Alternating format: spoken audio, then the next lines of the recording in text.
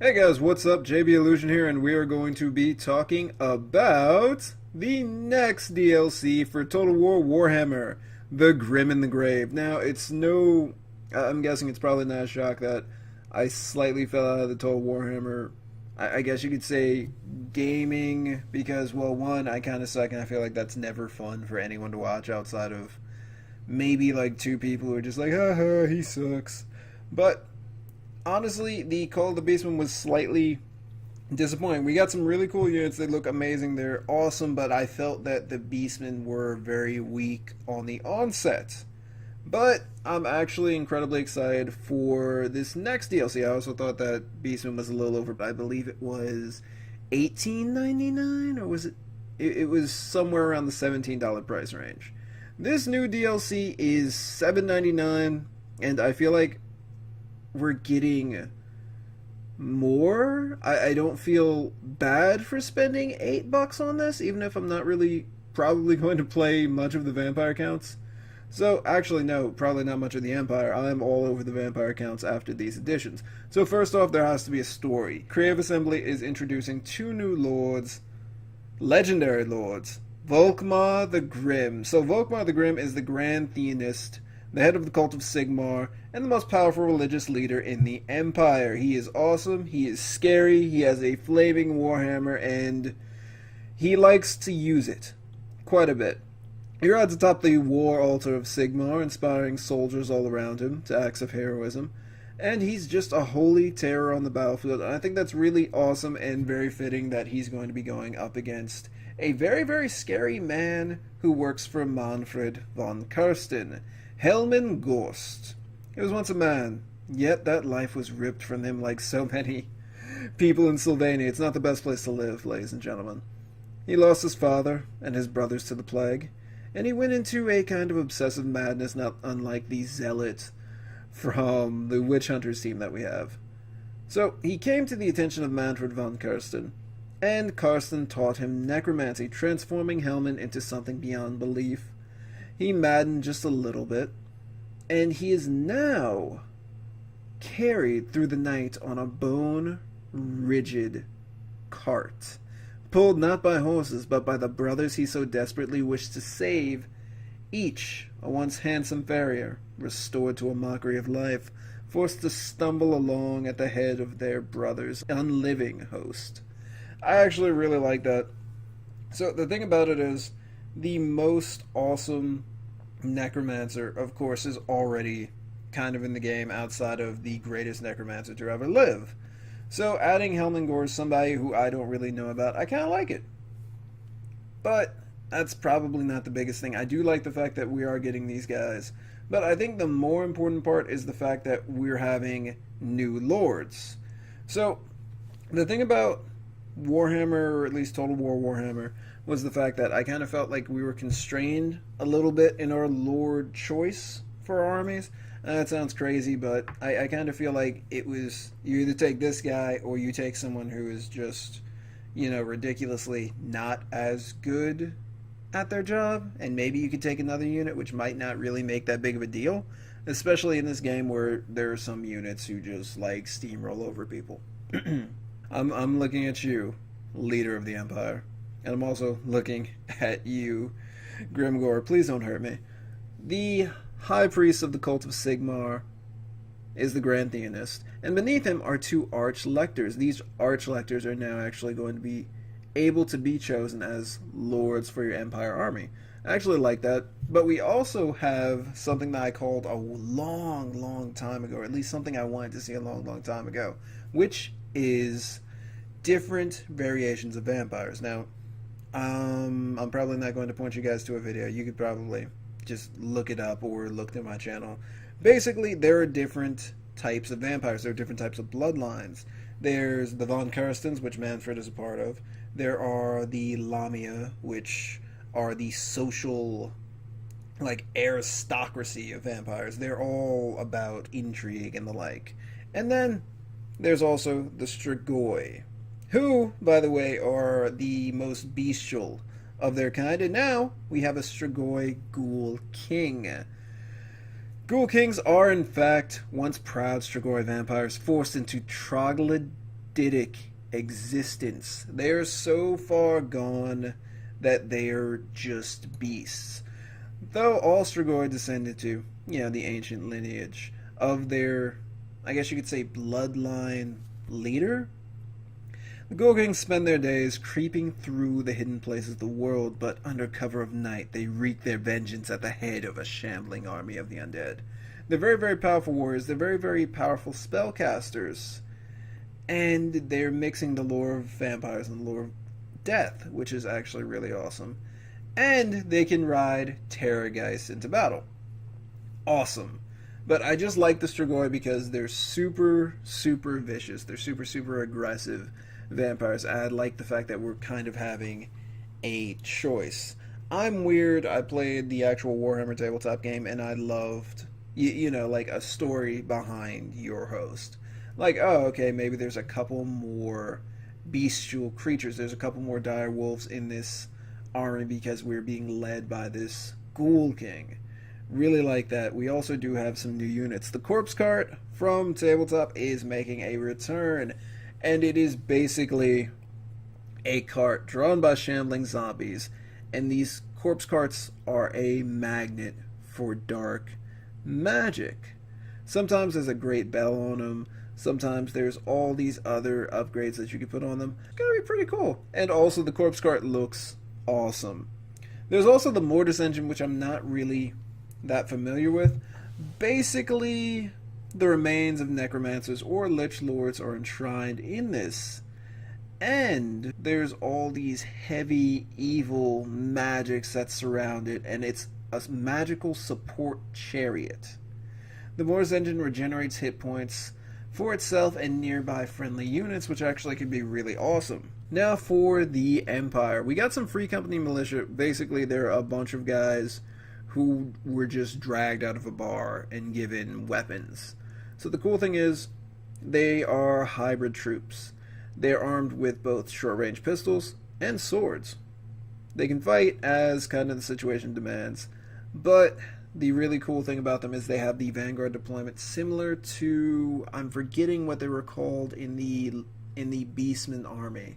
But you can put them out, get a couple shots off, and kind of use them to block charges from the dudes who are kind of the ones that you want to just maybe not hit your best unit in the game. There's also Flagellants. Oh my god! They are basically the crazy people of the Empire. They are religious zealots. They're people who have lost all hope, and they basically throw themselves into a frenzy and they just attack, swing gigantic flails, and they just go. They're frenzied and they're unbreakable, which is awesome because that's how they should be. They also have a special ability for charges. It charges their fighting skills, conferring enhanced physical resistance and melee defense, which is awesome.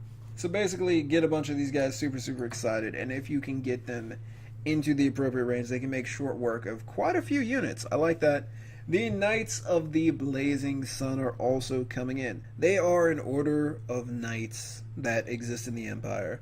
They do worship a god that is technically not Sigmar, but their devotion to the Empire is not really questioned. They've always fought for the Empire, they've always defended it, and they're very, very powerful shock cavalry. Very similar to, I guess you could say, the Reichsguard and how they're supposedly supposed to play in the game. But here's the thing. Their shields, the crazy ones with the blazing sun on them, supposedly the glinting shields blind those wishing to harm them. Alright. But apparently their religious zeal grants them flaming attacks. Well, you know what? You can sign me up to follow their sun god as well if you get flaming attacks. Now, here is the thing that catches me, I think, the most out of anything in this update, in this DLC. It's the fact that the regiments of renown are actually coming up. So far, well, let me first explain what regiments of renown are. Regiments of renown are essentially mercenaries.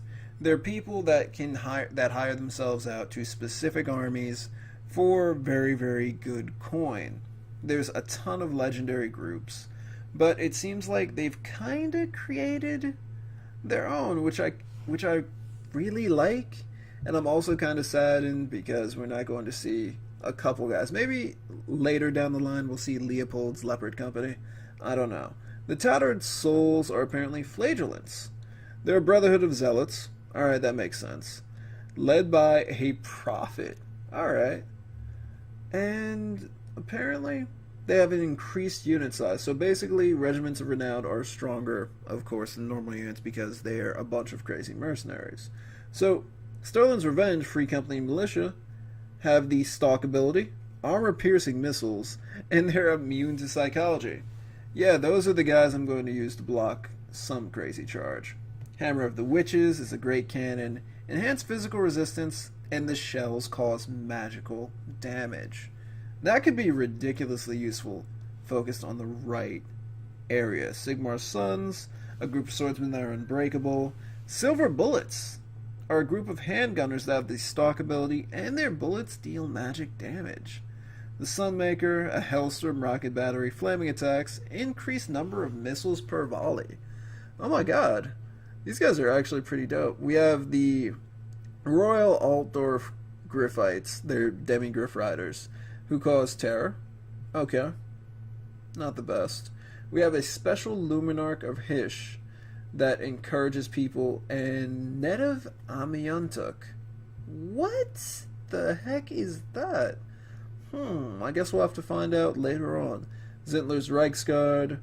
They're a Reichsguard that has Vanguard deployment, which actually is ridiculously scary, because Reichsguard are very, very good shock cavalry, and if they just show up to take out the front of my line and then retreat, that's not going to be fun. So for the vampire counts, they get, the Feasters in the Dusk, Crypt Ghouls. They've got Stalk and Vanguard deployment. Crypt Ghouls are actually pretty dope. I like them with the Stalk and Vanguard deployment. That's pretty nice. The Devils of Schwarzenfen. They're Varigeist, Vanguard deployment. Alright. The Dire Pack, which is a pack of very, very scary, uncommonly ferocious dire wolves who get a bonus versus large enemies and increased mass and size. So it's a very large pack of very, very large dire wolves that specialize in killing very large things. That I can get behind. Sternsman, Graveguard with regeneration. The Tith, Tithe, zombies with increased size and physical resistance. So the story behind these guys, these once proud fighting men of Sylvania, now reduced to shambling servants of the midnight aristocracy, are physically superior to civilian zombies in every way. I like that. See, it's the story behind it that I love. The Chillgeists are hex wraiths with magic resistance slowing aura. The Claw of Nagash, magic resistance, it's a Mortis engine with magic resistance, which is probably really useful. Varix Reavers, Black Knights, with regeneration. Oh god, that's actually pretty scary. The Koingenstein Stalkers are skeleton warriors with poisoned attacks and improved armor. Even veterans of conflict with the cloaking hordes of Savannah are unprepared for the poisonous onslaught of the Koingenstein Stalkers. So that's actually pretty dope, I gotta say. So we do not get any knowledge of regiments of renown for the dwarves, the orcs, or the beastmen at this point in time. I find it interesting that as opposed to what they do in the Warhammer game, where there are specific regiments of renown, like, okay, let's take Leopold's Leopard Company, who can't work for Skaven, perhaps. And they can work for the Empire, they can work for the dwarves, not for Skaven, not for orcs. But as opposed to this, each faction is getting their own regiments of renown, which is adding to the depth of tactics, and I'm pretty sure the depth of the cheesy things I'm going to see in multiplayer. Oh joy. Anyhow, tell me what you guys think about what I talked about. Tell me if you're psyched for, oh my god, the Ghoul King. I'm just playing Ghoul King 100%. Anyhow, tell me what you guys think. I'm JB Illusion. Peace out. I think you should not. I will have no such thing done. Oh, get back here, you long-eared git. Oh, no, no. Oh, now get back to your story. Not like any dwarves at Voltachaos. Okay. Roll the intro. Lightning fast raids and slinking back into the shadows as quickly as they had appeared. The ambush specialist has earned an eternal enemy in Boris Todbringer, the Elector Count of Middenheim. It was the Elector Count and his Ruin Fang that took one of Khazrik's eyes. For any beastman, an injury like this would have ruined him, considering that, most beastmen would have seen this as a sign of weakness. But Khazrik became all the more dangerous. He is more sound tactically than his kin.